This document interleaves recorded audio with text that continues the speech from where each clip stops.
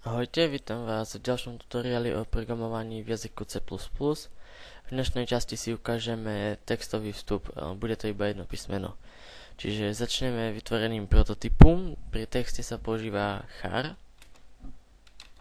a meno premenej dám ch. Teraz musíme napísať príkaz, čo máme zadať, aby to vedeli. Nie je to nutné.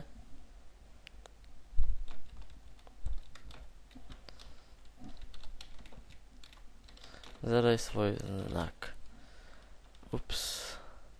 Zadaj svoj znak. Tak. Teraz in a premena ch. Code a handle. Čiže vytvorenie nového riadku. A teraz sem napíšeme code. Tvoj znak je.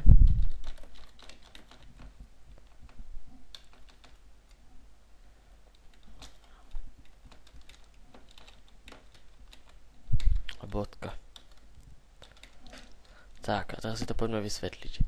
Takže v prvom kroku sme si vyrobili premenu char a jej meno ch. V druhom riadku sme definovali, čo máme s programom robiť, čiže zadať svoj znak. Sem je vstup, klasicky in ch ako pri číselných premenných. Sem je code a handle, čiže vytvorenie nového riadku.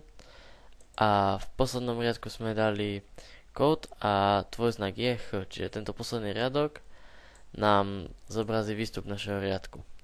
A ešte sa môžem dať nakoniec handle, čiže opäť nový riadok, ale reťazovo zapísané. Čiže spustím program, preložím a spustím.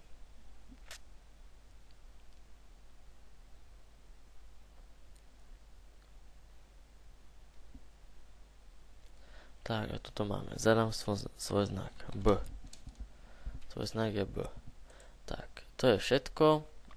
Prípadne, ak by ste chceli vytvoriť viac premenných, tak len sem dopíšete znova char a ch2 a sem in a ch2. Tak, a teraz tvoj znak je ch a sem ešte môžem dopísať ch2.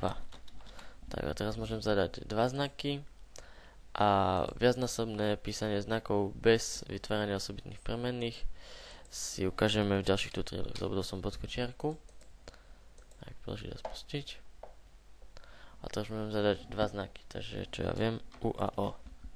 To znak je uo, čiže funguje to aj viackrát, môžete to robiť aj 1000-krát, ak sa vám chce.